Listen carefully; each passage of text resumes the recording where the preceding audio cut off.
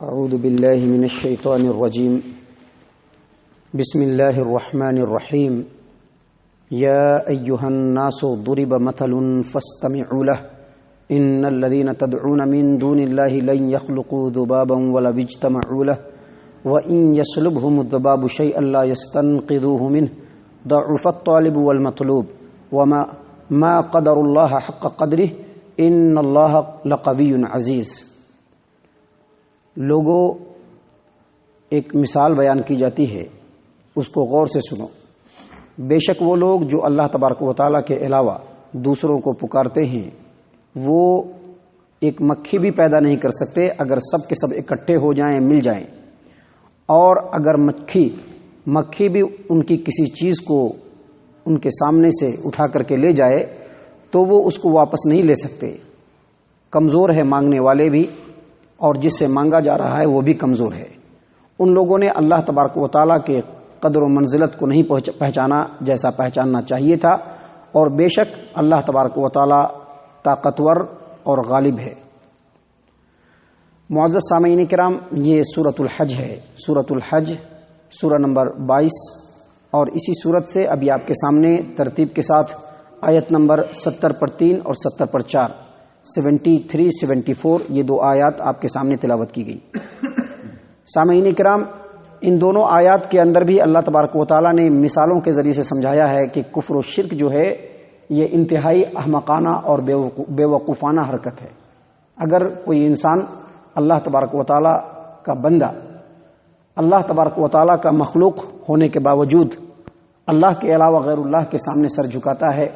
اللہ کے صفات، اللہ تبارک و تعالیٰ کی عبادت میں دوسروں کو شریک کرتا ہے، یقینی طور پر یہ ایک بیوقوفی والی بات ہے۔ جیسا کہ اس سے پچھلی آیات میں، اس سے پہلے جو آیات آپ کے سامنے تلاوت کی گئی جس کا ترجمہ اور تفسیر آپ کے سامنے پیش کیا گیا، اس میں اللہ تبارک و تعالیٰ نے واضح طور پر بتلا دیا کہ غیر اللہ کی عبادت کرنے کے لیے کوئی دلیل اللہ تبارک و تعالیٰ نے کسی بھی آسمانی کتاب میں نازل نہیں فرمائی ہے۔ کسی بھی کتاب کے اندر اللہ نے یہ نہیں کہا ہے کہ اللہ کے علاوہ فلاں فلاں پیر، فلاں فلاں بزرگ، فلاں دیوی دیوتا یا فلاں فلاں جو مخلوقات ہے وہ اللہ کے علاوہ ان چیزوں میں شرکت کرتا ہے، اختیار رکھتا ہے۔ اللہ نے کسی بھی کتاب کے اندر یہ بات نازل نہیں فرمائی، اور علمی تحقیقات سے بھی یہ بات ثابت نہیں ہے کہ اللہ کو چھوڑ کر غیر اللہ کی عبادت کی جائے۔ اور جب اللہ تبارک و تعالیٰ نے کوئی دلیل نازل نہیں فرمائی اور اللہ تبارک و تعالیٰ نے اور علمی تحقیقات سے بھی یہ بات ثابت نہیں ہے کہ اللہ کے علاوہ کس کی عبادت کی جائے، تو یہ بالکل احمقانہ حرکت ہے، یہ بالکل بیوقوفانہ حرکت ہے۔ اسی طرح سے اللہ تبارک و تعالیٰ نے اس آیت کریمہ کے اندر یعنی سورۃ الحج آیت نمبر 73 میں ایک انوکھی مثال بیان کی ہے، اور اس مثال کے ذریعے سے اللہ نے یہ ثابت کر دیا کہ جو اللہ کے علاوہ دوسروں سے مدد طلب کرتے ہیں، دوسروں کے سامنے اپنی حاجت کو پیش کرتے ہیں، دوسروں کو اپنا حاجت روا اور مشکل کشا سمجھتے ہیں، دوسروں کو اللہ تبارک و تعالیٰ کی عبادت میں، اللہ تبارک و تعالیٰ کی صفات میں شریک کرتے ہیں، اس کائنات کے اندر ان کا اختیار ثابت کرنے کی کوشش کرتے ہیں، یقینی طور پر وہ بیوقوف ہیں۔ اللہ نے مثال کیا دی؟ ایک مکھی کی، اور مکھی انتہائی حقیر چیز ہے، مکھی بالکل حقیر چیز ہے، ہمارے سامنے مکھی کی کیا بھی حیثیت نہیں ہے۔ اللہ تبارک و تعالیٰ نے مکھی کی مثال بیان کی اور کہا کہ جو آدمی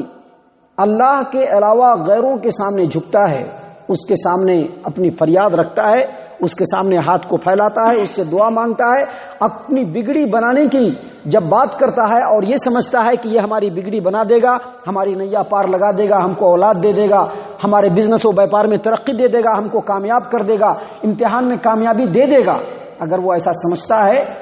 تو اس کے کمزور ہونے میں کوئی شک نہیں ہے، کیونکہ مانگنے والا یقینی طور پر کمزور ہوتا ہے، مانگنے والا یقینی طور پر کمزور ہوتا ہے، یہ تو مانگنے والے کی بات ہے، اس میں کوئی شبہ کی بات نہیں۔ لیکن جس کے سامنے وہ جھک کر کے مانگ رہا ہے، چاہے وہ مٹی اور پتھر کے دیوی دیوتا ہوں، چاہے وہ درخت ہوں، چاہے وہ سورج ہو، چاہے وہ چاند اور ستارے ہوں، چاہے وہ پیر صاحب ہوں، چاہے وہ امام صاحب ہوں، جن کے سامنے وہ جھک کر کے مانگ رہا ہے ان کے اندر بھی یہ صلاحیت نہیں ہے کہ وہ ایک مکھی بھی پیدا کر سکے۔ اور مکھی پیدا کرنا تو بہت دور کی بات، ان معبودوں کے سامنے جو چڑھائے جاتے ہیں، اگر کوئی مکھی آ کر کے اس میں سے لے کر کے نکل چلے تو وہ اس کو بھی چھیننے کی صلاحیت نہیں رکھتے ہیں۔ اور یہ صرف ایک معبود کی بات نہیں ہے، تمام کے تمام جھوٹے معبودوں کا یہ مسئلہ ہے. سب کے سب مل کر کے بھی ایک مکھی بھی پیدا نہیں کر سکتے. جب وہ مکھی پیدا کر نہیں سکتے، مکھی اگر ان کی کسی چیز کو لے کر کے فرار ہو تو اس کو واپس لے نہیں سکتے، تو یقینی طور پر اسے ثابت ہوتا ہے کہ یہ بھی بڑے ہی کمزور ہیں. تو اللہ تبارک و تعالیٰ نے کہا کہ ایک مشرک اگر اس پر غور کر لے تو یقینی طور پر اس کو اپنی بے وقوفی کا احساس ہو جائے گا کہ وہ کتنا بڑا بے وقوف ہے، کہ اللہ تبارک و تعالیٰ جو انتہائی طاقتور ہے، اللہ تبارک و تعالیٰ جس کی طاقت کے سامنے کوئی دم نہیں مار سکتا ہے،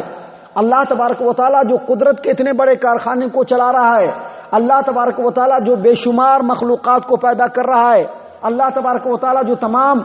جن مخلوقات کو پیدا کر دیا ہے ان کے لیے روزی روٹی مہیا کر رہا ہے، اللہ تبارک و تعالیٰ جو آسمان کا اتنا بڑا نظام کائنات چلا رہا ہے، وہ اللہ جو اتنا غالب ہے، اتنا طاقتور ہے، اس کو چھوڑ کر کے ایسے حقیر مخلوق کی عبادت کرنا اور اس کے سامنے دعا مانگنا اور اس کو اپنا مشکل کشا اور حاجت روا سمجھنا، یقینی طور پر یہ بیوقوفی کی بات ہے. اللہ تبارک و تعالیٰ نے اسی بات کو یہاں پر بیان کرتے ہوئے کہا کہ اے لوگو، تمہارے سامنے ایک مثال بیان کی جا رہی ہے، غور سے سنو. بے شک وہ لوگ جو اللہ تبارک و تعالیٰ کے علاوہ دوسروں کو پکارتے ہیں، اللہ تبارک و تعالیٰ کے علاوہ جن کو پکارا جاتا ہے، بے شک وہ مخلوقات جن کو اللہ کے علاوہ پکارا جاتا ہے، وہ تمام کے تمام مل کر کے ایک مکھی بھی نہیں پیدا کر سکتے. اور ان کے سامنے جو چڑھاوے تم چڑھاتے ہو، ان میں سے اگر مکھی کچھ لے کر کے فرار ہو جائے، اس کو وہ واپس لے بھی نہیں سکتے. ضعف الطالب والمطلوب، جو مانگ رہا ہے، جو عبادت کر رہا ہے، وہ بھی کمزور ہے، اور جس کی عبادت کی جا رہی ہے وہ بھی کمزور ہے. اللہ کے رسول صلی اللہ علیہ وسلم نے فرمایا، صحیح البخاری کی روایت ہے اور صحیح مسلم کی روایت ہے کہ ابو ہریرہ رضی اللہ عنہ بیان کرتے ہیں کہ نبی صلی اللہ علیہ وسلم نے فرمایا، اللہ تبارک و تعالیٰ فرماتا ہے سب سے بڑا ظالم، اور اس سے بڑا ظالم کون ہو سکتا ہے، جو میری بنائی ہوئی تخلیق کی طرح سے تخلیق کرے. یعنی جو صورتیں بناتے ہیں، فوٹوز بناتے ہیں، ان کے بارے میں اللہ تبارک و تعالیٰ فرما رہا ہے کہ اس سے بڑا ظالم کون ہو سکتا ہے جو میری تخلیق کی طرح سے تخلیق کرے. اور پھر اللہ تبارک و تعالیٰ نے فرمایا کہ اگر ان کے اندر سکت و صلاحیت ہے تو ایک دانہ پیدا کر کے دکھلائے، ایک ذرہ پیدا کر کے دکھلائے، یا جو کا ایک دانہ پیدا کر کے دکھلائے. اور مسند احمد ابن حنبل کی روایت ہے کہ نبی صلی اللہ علیہ وسلم نے فرمایا، اللہ تبارک و تعالیٰ فرماتا ہے کہ اس شخص سے بڑھ کر کے ظالم کون ہو سکتا ہے جو میری تخلیق کی طرح سے تخلیق کرے، یعنی صورت بنائے. اور پھر نبی صلی اللہ علیہ وسلم نے فرمایا کہ اللہ تبارک و تعالیٰ کہتا ہے کہ اگر ان کے اندر صلاحیت ہے تو ایک دانہ یا ایک مکھی بھی پیدا کر کے دکھلائے. اس کا مطلب یہ ہوا کہ اللہ کے علاوہ کوئی مخلوق ہے، اللہ کے علاوہ کوئی ہستی ہے ہی نہیں جو ایک مکھی بھی پیدا کر کے دکھلائے، ایک ذرہ بھی پیدا کر کے دکھلائے، حقیر سے حقیر چیز پیدا کر کے دکھلائے. جب ہے ہی نہیں تو پھر وہ تمہاری بگڑی کیسے بنا سکتا ہے، تم کو اولاد کیسے دے سکتا ہے، تم کو رزق کیسے دے سکتا ہے، تمہاری نیا کیسے پار لگا سکتا ہے. اس کے بعد اللہ تبارک و تعالیٰ نے فرمایا، ما قدر اللہ حق قدری، ان لوگوں نے اللہ تبارک و تعالیٰ کے حق کو جس طرح سے پہچاننا چاہیے تھا ویسے نہیں پہچانا. کہ اللہ تبارک و تعالیٰ تو غالب ہے، قوت والا ہے، سب پر اختیار رکھتا ہے، اللہ کے سامنے کسی کا زور چل نہیں سکتا. اللہ جس طرح سے چاہے، جیسے چاہے مخلوقات کے اندر تصرف کر سکتا ہے، کائنات کے اندر تصرف کر سکتا ہے، لیکن اللہ کو چھوڑ کر کے حقیر مخلوق کے آگے جھک رہے ہیں. اس کے بعد اللہ نے فرمایا کہ بے شک اللہ تبارک و تعالیٰ قوت والا اور غالب ہے. اللہ تبارک و تعالیٰ ہم تمام کو شرک جیسی قبیح جرم سے ہم لوگوں کو محفوظ رکھے. اللہ تبارک و تعالیٰ ہم تمام کو توحید پرستی کے رستے میں گامزن فرمائے. اللہ تبارک و تعالیٰ ہم تمام کو مومنین کے صف میں شامل فرمائے، جنت الفردوس میں جگہ عطا فرمائے. اے اللہ ہم تمام کو جہنم سے پناہ دے. اے غفور الرحیم ہم تمام کو جہنم سے پناہ دے. اے مالک الملک ہم تمام کو جہنم سے پناہ دے. آمین یا رب العالمین. وما علینا الا البلاغ المبین.